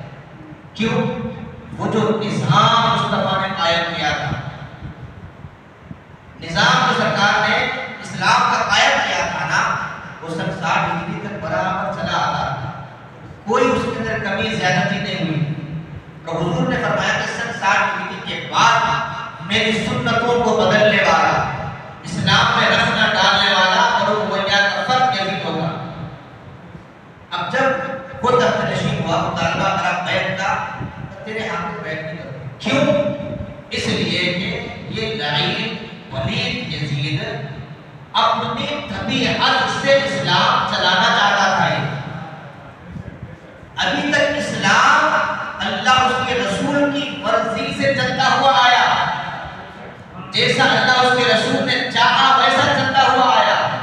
اب یہ لعین بدبخت اسلام کو اپنی مرضی سے چلانا چاہتا تھا، اور یہ بات امام حسین کو معلوم تھی کہ یہ لعنتی ولید یہ خبیث اپنی مرضی سے اسلام چلائے گا، مطلب شراب حلال کرے گا. جب اگر یہ تخت نشین ہوا، شراب کو حلال کر دے گا، زنا حلال کر دے گا، سود حلال کر دے گا، ماؤں سے زنا حلال کر دے گا، بہنوں سے زنا حلال کر دے گا، یہ نمازوں سے لوگوں کو دور کرے گا، اللہ کی بندگی سے دور کرے گا، نظام مصطفیٰ سے دور کرے گا، تعلیم اسلام سے دور کرے گا، تعلیم قرآن سے دور کرے گا، تعلیم حدیث سے دور کرے گا. یہ سارا نقشہ امام حسین کے دلوں میں تھا. اگر میں اس کے ہاتھ پر بیعت دے دوں تو پھر نظام مصطفیٰ بکھر جائے گا، نظام اسلام ختم ہو جائے گا. اور وہ بدبخت تھا بھی ایسا ہی، نماز نہیں پڑھتا تھا، نماز نہیں پڑھتا تھا. وہ ایسا خبیث لعنتی تھا، اس پہ اللہ کی ہمیشہ لعنت تھا. اتنے گالیاں دینا کم پڑی تو آپ لا کے دیں میں دیتا ہوں. اس کے لیے ہمارے دل میں کوئی مرمت نہیں، اس خبیث کے لیے جس کا دل بغض اہل بیت سے بنا ہو. یہ لعنتی خبیث جو ہے نماز نہیں پڑھتا تھا، یہ تو نمازوں کے وقت میں پی کے رہتا تھا، پڑھا ہوا اوقات نماز میں زنا میں مشغول رہتا تھا. یہ خبیث جن سے نکاح حرام ہے ان سے بھی زنا کرتا تھا. یہ بندہ اتنا خبیث تھا. اب ایسے شخص کے ہاتھ میں امام حسن جیسا شخص بیٹھ کر سکتا ہے. میں ایک بات آپ کو سنجیدگی سے آپ کی خدمت کر کے ختم کروں گا. امام حسین کا مشن یہ تھا نظام مصطفیٰ بچائے. وہ جو شجر سرکار نے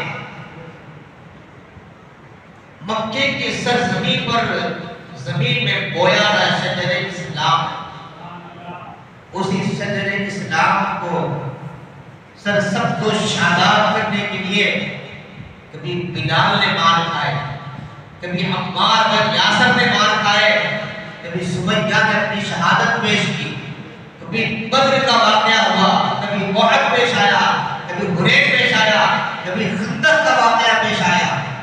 بڑے بڑے صحابہ نے اس کے لیے قربانیاں دی، اپنی جانوں کو قربان کیا، اپنے مال، اپنا وطن، اپنی اولادوں کو قربان کیا. وہ شجر اسلام اب 60 ہجری میں ہرا بھرا ہو چکا تھا. پوری دنیا میں اسلام پھیل چکا تھا، ہر طرف اسلام کی روشنی پھیل چکی تھی. اسلام کی روشنی سے لوگ اپنے آپ کو منور کر رہے تھے. ایسے چراغ اسلام کو یہ بدبخت بجھانا چاہتا تھا. امام حسین کا مشن تھا نظام مصطفیٰ بچائے. امام حسین کا مشن تھا قرآن کا دیا ہوا نظام باقی رہے، مصطفیٰ کا دیا ہوا نظام باقی رہے. لوگ اللہ کی بندگی کریں اللہ کے گھروں میں لا کر، لوگ اللہ کی حرام کردہ چیزوں کو حرام جانے، شراب کو حرام جانے، زنا کو حرام جانے، سود کو حرام جانے، اللہ کی حلال کردہ چیزوں کو حلال جانے. یہ امام حسین کا مشن تھا. یزید کا مشن شراب پی جائے، زنا کیا جائے، سود کھایا جائے، ماں بہنوں سے زنا کیا جائے. یہ دو مشن سامنے رکھے. میں آپ کو لمحہ فکر دے رہا ہوں. دل زندہ ہے، زمین زندہ ہے تو غور فکر کریں. دل پہ لے کے بگڑے مت، اصلاح کریں. آپ مجھے بتائیں ہم کس مشن پہ ہیں؟ آپ اور میں کس مشن پہ ہیں؟ اگر امام حسین کے مشن پہ ہیں تو ایک مرتبہ اپنے نمازوں کی گنتی کر لیں. روزانہ کتنے نماز سوچے گا؟ اللہ میں چکر دے رہا ہوں. آپ میں ہر فرد یہ دیکھنے بیٹھے ہیں. ایک بار دیکھ کے اگر ہم حسینی ہیں تو ہم مسجد میں آ کر کتنی نمازیں پڑھیں. یہ مسجدوں کا تقدس باقی ہے. صدقہ ہے کربلا والوں کا. ہمارے سروں پر ایمان کی روشنی یہ برکتیں اگر ہمارے دلوں میں اگر بے وسط ہیں یہ صدقہ ہے کربلا والوں کا. آج ہم دعویٰ تو کرتے ہیں حسینی ہے کہ ہم نماز پڑھتے ہیں. میرے حسین کی زندگی پڑھ لیں آپ. میرے حسین نے کوئی نماز قضا نہیں کی زندگی. امام حسین کی زندگی، امام حسن کی زندگی، امام باقر، امام زین العابدین، امام جعفر صادق، سارے اہل بیت کی زندگیاں پڑھ لیں آپ دکھا بھی نہیں سکتے کہ کسی اہل بیت کے فرد نے کبھی نماز چھوڑی ہو. آپ حسینی ہیں، نماز پڑھتے ہیں. آپ سمجھیں ہم کس کے مشن پر؟ ہم حسینی ہیں. اسلام میں شراب حرام ہے. کتنے مسلمان شراب پی رہے ہیں؟ یہ مشن یزید کا تھا، شراب آپ ہو جائے. مجھے بتا رہے کہ آج یزیدی مشن کو آگے لے کے جا رہے ہیں. کیا رہے ہم لوگ؟ شراب پی کر، شراب پلا کر، اور اسی زبان سے امام حسین کا نام لے کر اپنے آپ کو حسینی کہتے ہیں. غور کریں اپنے آپ پہ کہ بھائی یہ نہیں. نماز پڑھنا حسینی کہتے ہیں، روزے رکھنا حسینی کہتے ہیں، مسجدوں کو آباد کرنا حسینی کہتے ہیں، اور آج کے بطرح طریقے پر چلنا حسینی کہتے ہیں، حضور کی سنتوں پر عمل کرنا حسینی کہتے ہیں، اسلام کے لیے جینا، اسلام کے لیے مرنا حسینی کہتے ہیں. آپ اور میں واقعی ہم اس مشن پہ کاربند ہیں. اگر نہیں ہے رب کی بارگاہ میں رجوع ہو، توبہ کر کے اس مشن پر آ جائیں. تو یہ امام حسین جانتے تھے کہ یہ اسلام کو اپنی طریقے سے چلانا چاہتا ہے. آپ نے کہا بیعت نہیں کروں گا. پھر آپ نے مکے سے مدینہ گئے، مدینے سے کوفہ گئے. صحابہ نے روکا تھا. ارادہ نہیں بدلا امام حسین. اور کرے امام حسین ارادہ نہیں بدلا. کوفہ پہنچ گئے، کوفہ والوں کا ارادہ بدلا. ان کا کیا وعدہ تھا؟ آپ آئیں بیعت کریں گے. کوفہ والوں کا ارادہ بدل گیا. امام حسین کا ارادہ نہیں بدلا. استقامت لے کے کربلا سے دو سبق ملتے ہیں. ایک صبر کا، دوسرا دین پر قربان ہونے کا. کوفہ والوں نے بے وفائی کی، ارادہ نہیں بدلا، جہد نہیں بدلی، سمت نہیں بدلی. 72 روزوں سے تم سیام ہیں. بعض روایتوں میں بیسی کا ایک جو بھی آیا ہے. آپ 72 کو لے کر چلیں. سامنے لشکر 22,000 کا ہے. ارادہ نہیں بدلا. لشکر جردار کوفہ کے بڑے بڑے پہلوان اس میں کھڑا ہے مقابلے میں امام حسین. ارادہ نہیں بدلا. ارادہ نہیں بدلا. اچھا 72 تھے، سب سے چھوٹے کون تھے؟ بولی حضرت علی اصغر. عمر کیا تھی؟ دودھ پیتے، شرفا. دودھ پیتا بچہ جب کرنے جائے گا، یہ چھوٹے ہیں. 72 میں چھوٹے علی اصغر، پورے قافلے میں سب سے بڑے امام حسین، سب سے بڑے امام حسین، سب سے چھوٹے علی اصغر. اب کربلا کا نقشہ ذہن میں لائے. علی اصغر کو دیا رب کی راہ میں، چھوٹا، پھر علی اکبر، پھر قاسم. ایک ایک ہوتے ہوتے ہوتے سب سے بڑے امام حسین. یہ بھی قربان. علی اصغر گھر کے چھوٹے سے لے کر گھر کے بڑے تک سارے کربلا میں لٹ گئے. کیا وجہ تھی؟ وجہ یہی تھی کہ جب جب اسلام پر کوئی آنچ آئے گی، میرے نانا کا غلام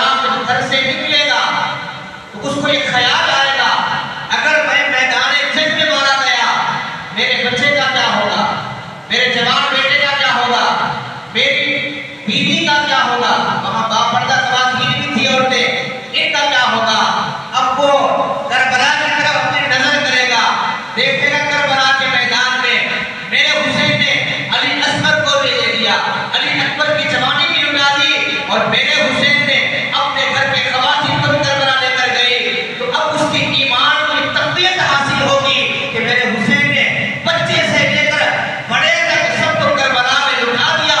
میرے نانا جان کے غلاموں کو یہ ایمانی طاقت حاصل ہو جائے گی میرے شہزادوں کی قربانیوں کو دیکھ۔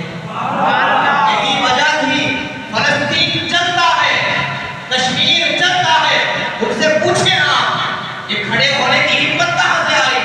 تمہارا گھر چل رہا ہے، تمہارے بیٹے مارے جا رہے، تمہاری بہنوں کی عزت لٹ رہی ہے، اس سے آمد کہاں سے آئی؟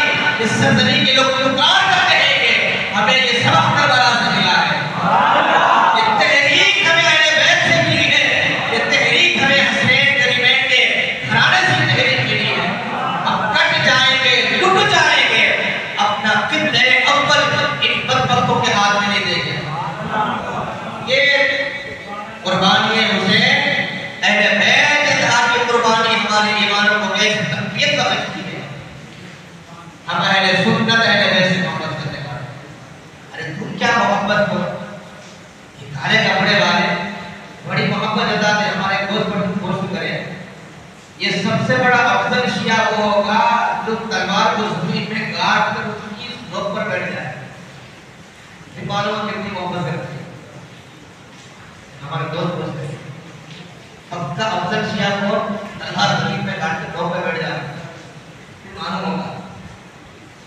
یاد رکھ لیں یہ اہل بیت کربلا سے یہ مشن ہے، یہ تحریک دے رہے ہیں، اور یہ تحریک دی گئی کربلا کی زمین کو امام حسین سجدے میں اپنے سر کٹا۔ اس سے ہمیں کیا حاصل ہوتا ہے؟ ایک ایمان کو تقویت حاصل ہوتی ہے۔ دو پیغام ہیں، ایک قربانی کا سبب، مصیبتوں پر صبر کر، شکوے نہیں، مصیبتیں بڑی بڑی آئی ہوں صبر کر کے بتایا کہ صبر کے ساتھ استقامت کے ساتھ ڈٹے رہو مصیبتوں پر، اور مصیبتوں امام حسین ڈٹے رہے کربلا۔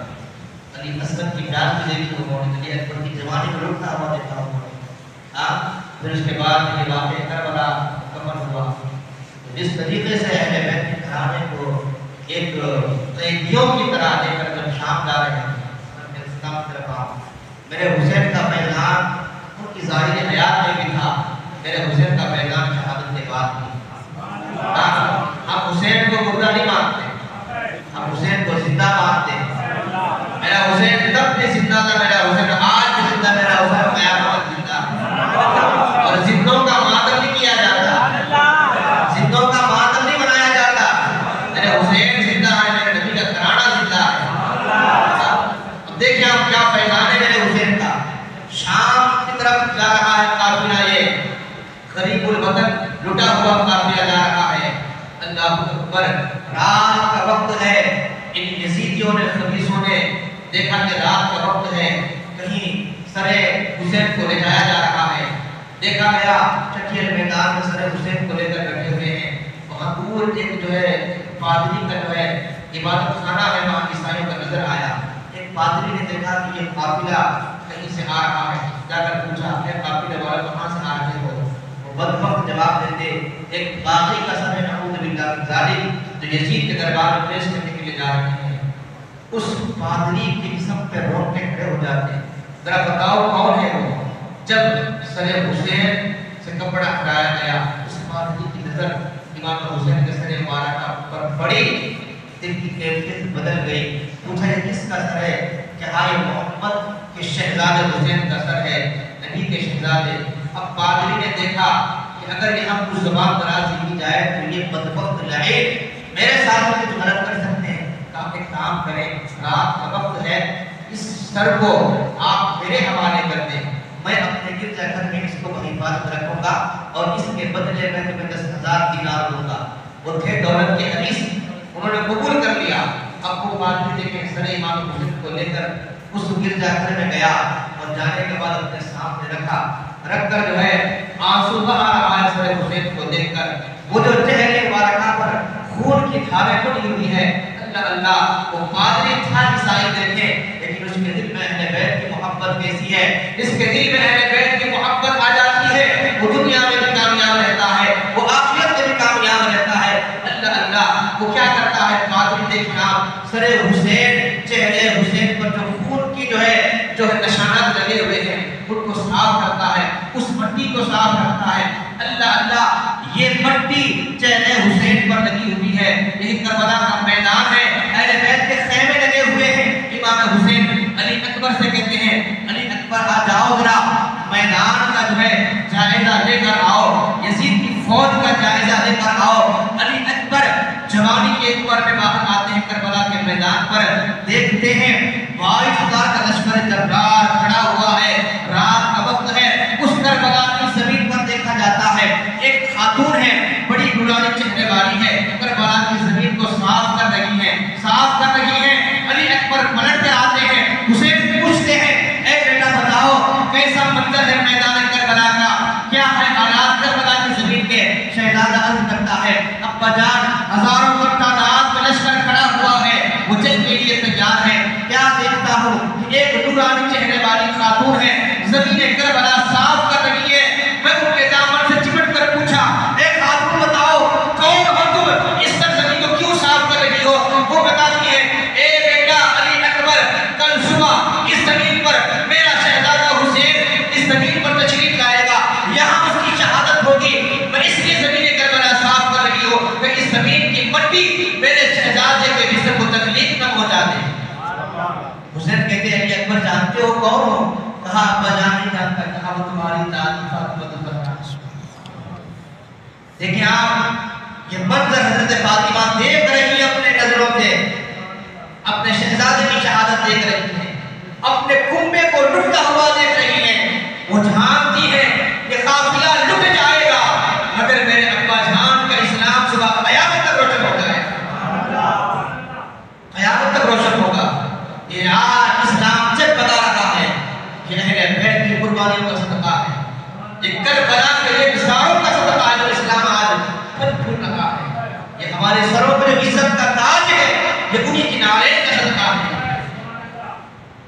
وہ پادری چہرے سے مٹی صاف کرتا ہے اور ایک کمرے میں رکھ دیتا ہے اور خود ایک کمرے میں بیٹھ جاتا ہے، آنکھوں سے آنسو جاری، رات بیت رہی ہے، رات کا وقت آیا، کیا دیکھتا ہے وہ حجرہ نور سے منور ہو گیا، نور سے منور ہو گیا۔ اب وہ چاہتا تھا کہ دروازے سے دیکھا جائے کہ نور کیسا ہے، کیا دیکھتا ہے چھت پھٹی ہوئی ہے، آسمان سے ایک نور اس حجرے میں داخل ہے اور آواز آتی ہے اے فاطمی اپنی نظروں کو ہٹا لے، چہرے حسین کو دیکھنے کے لیے کبھی حضرت مریم آ رہی ہے، کبھی حضرت آسیہ آ رہی ہے، اللہ اللہ کبھی حضرت فاطمہ آ رہی ہے۔ اب وہ بات جب اس منظر کو دیکھتا ہے پکار اٹھتا ہے کہ لا الہ الا اللہ محمد رسول اللہ، یہ ہے پیغام حسین، حسین کا سر کٹا ہوا ہے، مشن اب بھی جاری، مشن جب بھی جاری تھا، مشن آج بھی جاری، صبح قیامت تک حسین کا مشن جاری رہے گا، ان کا نام باقی ہے، صبح قیامت تک نام باقی رہے گا، اس خبیث کا نام باقی ہے، نہ اس کی آر باقی ہے۔ دیکھیں آپ پوری دنیا چھان ڈالیں، نسل یزید کا کوئی پتہ نہیں ہے، ارے اس کی نسل تو دور ہے، آج اس کی خبر کہاں ہے کسی کو پتہ نہیں ہے۔ میرے حسین کا نام بھی باقی ہے، میرے حسین کا خاتمہ بھی باقی ہے کربلا کی زمین پر۔ اللہ دیکھیے حضرت امام حسین کے سر مبارک کی تعظیم کی برکت یہ تھی کہ اللہ نے اس کو ایمان کی دولت سے سرفراز فرما دیا۔ جب یزید کے دربار میں سر حسین لے کر گئے، اللہ اکبر کتنے ظالم تھے، وہاں سر مبارک رکھا گیا ہے، یہ بدبخت لعین چھڑی لے کر لبے حسین سے کھیل رہا، حضور کے اوپر رسول صحابی تھے، پکار کرتے ہیں لعین بدبخت ان لبوں کو اپنی ناپاک چھڑی لگا رہا ہے، میں نے ان لبوں کو مصطفیٰ کریم کو بارہا میں نے بوسہ دیتا ہوا دیکھا ہے، بوسہ دیتا ہوا دیکھا ہے۔ یزید ولید نے اس دربار سے آپ کو نکال دیا اور پھر یہ لٹا ہوا قافلہ جب وہاں سے مدینہ واپس پڑھا، حضرت رسول سرکار رضی اللہ تعالیٰ عنہ سرکار نے وہ کربلا کی خاک دی تھی، جب اس خاک کو کھول کر دیکھا گیا تو خون بنی تھی۔ مدینے والوں کو جب معلوم ہوا کہ حسین کربلا کے میدان میں جا کے شہادت ہوئے. تو یہ 72 نفوس خود سے کربلا پہنچ کے اپنے نانا جان کے دین کو زندہ کر دیا. آج یہ ہمارے ہاتھوں میں پھل پھول رہا ہے. نوجوانوں آپ اللہ کی شکر گزار بندے بنے رہے. اللہ نے ہمیں ایک مہذب مذہب میں رکھا، باقی رکھا. اللہ نے مسلمان پیدا فرمایا، سنی گھرانے میں پیدا فرمایا، اہل بیت کے چاہنے والوں نے اللہ نے رکھا. یہ کیا کوئی کم نعمت ہے ہم پر؟ یہ بہت بڑی نعمت اللہ تبارک و تعالی نے عطا فرمائی ہے. اس کی قدر کریں مسلمان نوجوانوں. آپ مسجد کے سچے نمازی ہیں، خدا کے نمازی. یہ جو مسجدیں آباد ہیں یہ کربلا والوں کا صدقہ ہے. اگر ہم ان کے چاہنے والے ہیں، ان کا نام لینے والے ہیں، تو ان کے مشن کو آگے بڑھائیں. ان کا مشن یہی تھا کہ لوگ قرآن سے جڑ جائیں، لوگ مصطفیٰ کے دامن سے جڑ جائیں، لوگ اللہ سے وابستہ ہو جائیں، لوگ اللہ کے گھروں سے وابستہ ہو جائیں. اپنے پیشانے میں سجدوں کی تڑپ پیدا کریں. یاد رکھ لیں کہ 4 دن کی زندگی ہے، دنیا چھوڑ کے جانا ہے. وہاں جانے کے بعد کوئی دوست، کوئی یار ہمارے کام آنے والا نہیں ہے. یہی اللہ کی بندگی، یہی مصطفیٰ کریم کی محبت، یہی اہل بیت اطہار کے اصحاب رسول کی محبت کل بروز قیامت ہمارے کام آئے گی. اپنے اندر اختلاف پیدا کریں. سچے مسلمان، حضور کے سچے چاہنے والے، اہل بیت اطہار کے اصحاب رسول کے سچے ماننے والے بن کر زندگی گزاریں. لوگ دیکھ کر کہیں کہ یہ حضور کے چاہنے والے ہیں، یہ حسینی ہیں، اہل بیت کے ماننے والے ہیں، اصحاب رسول کے جو ہے نقش قدم پر چلنے والے ہیں. اس طریقے سے لوگوں کو پکار کریں. آخری بات ہے، فتنوں کا دور ہے لیکن مسلمان کو ایک فتنہ میں نے کل بھی اشارہ کیا تھا. قادیانیوں کا فتنہ بہت بڑا فتنہ ہے میرے بھائی. یہ فتنہ پڑوس ملک میں سر چڑھ کے بول رہا تھا. قادیانی یہ غلام احمد قادیانی کو نبی ماننے والے لوگ. اسلام میں ان کے لیے صرف ایک حکم ہے کہ کافر ہے، اسلام سے خارج ہے. لیکن کچھ اخبار کے ذریعے خبر پہنچی ہے اب یہاں ایک قانون ہونے والا ہے جس میں کسی مسلمان کو اجازت نہیں ہوگی کہ وہ قادیانی کو کافر کرے. اپنے بچوں کو بتائیں، ایمان عقیدت کی بات کے ان پہ نظر رکھیں. ہرگز اپنے بچوں کو غیر عالموں کے بیانات سننے پر دیں. سنی علماء کو سنائیں. اپنے بچوں میں گہری نظر رکھیں. نوجوان دیشوں سے دنیا سے دور رہنا سے گزارش کر رہا ہوں کیونکہ ہمارے اندر کی طاقت یہ ہے کہ ہم حق اور باطل کے اندر اختیار کر سکتے ہیں. ہم سنی سنائی باتوں میں یقین کر لیتے ہیں. دور رہیں. ہماری جو زندگی یہ ہے بچوں کا نمازوں کی پابندی کریں، قرآن کی تلاوت کریں، سرکار کی کثرت سے درود پڑھیں، اپنے ایمان اور عقیدے کی حفاظت کی دعائیں کریں اور ہر ایک کا ادب کریں. صحابہ کا ادب کریں، حضرت کا ادب کریں، بزرگان دین کا ادب کریں، اولیاء کرام کا ادب کریں، علماء کا ادب کریں. بس یہ ہماری زندگی ہے. بس یہ پیغام ہے جیسے. اور میں آپ کو یہ کربلا کا پیغام اس مقدس مبارک میں بھی آپ کو دے رہا ہوں تو آپ کو کہنے سے عمل کرنے کی توفیق عطا فرمائے. اللہ تمام کے دلوں میں اہل بیت کی محبت، اصحاب رسول کی محبت جان گزی فرمائے. انہی کی محبت میں جینا نصیب فرمائے اور انہی کی محبت میں اس دنیا میں ہمیں موت نصیب فرمائے. صلی اللہ علیہ وسلم محمد